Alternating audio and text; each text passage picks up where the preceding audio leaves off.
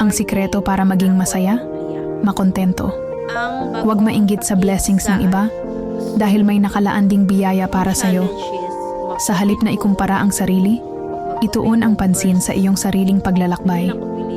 Magpasalamat, magsikap, at maging positibo dahil ang tunay na kasiyahan ay nagsisimula sa pusong marunong magpahalaga sa kung anong meron siya.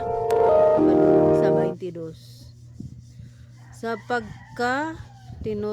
pagkatinuod, magaingon ako kaninyo nga kining kaliwatan na dili pa mahanaw hangtod makakahitabo na ang tanan. Ang langit ug ang yuta nangahanaw apan nga akong mga pulong dili gayon mahanaw. Apan kinahanglan magbantay kamo sa inyong kaugalingon base sa inyong mga kasing-kasing mahiluan ang pagpatuyang ug ang pagkahubog ug ang mga kabalaka tungod niining kinabuhia. Munay verse na to karon guys. Ug unya kadtong dalawa adlaw moabot kaninyo nga wala dahuma ingon sa litag.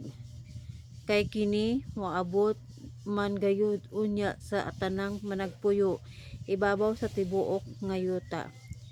Apan panagtukaw kamo sa tanang panahon nga manag-ampo nga unta makabaton sa kamog kalig-on aron sa pag-ikyas gikan niining tanang mga butanga nga magakahitabo og pagbarog sa tubangan sa anak sa tawo.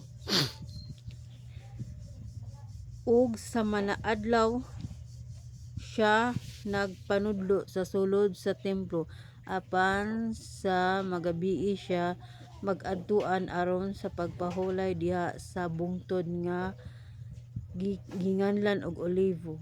Ug sayo ini kabuntag ang tanang mga tawo mangadto kaniya sulod sa templo aron sa pagpatalinghog kaniya. Kapitulo 22.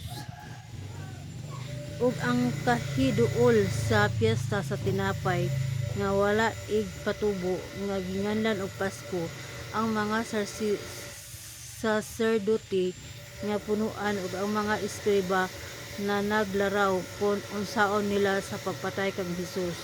Kay nahadlok man ugod sila sa mga tao. Unya si Satanas misulod kang Hesus nga ginganlan og Iscariote nga kauban sa napulong duha. So guys, mo na atong bersikulo karon. Lang dala lang takaw, nalipat ko. Nga naman. Pagtukog 28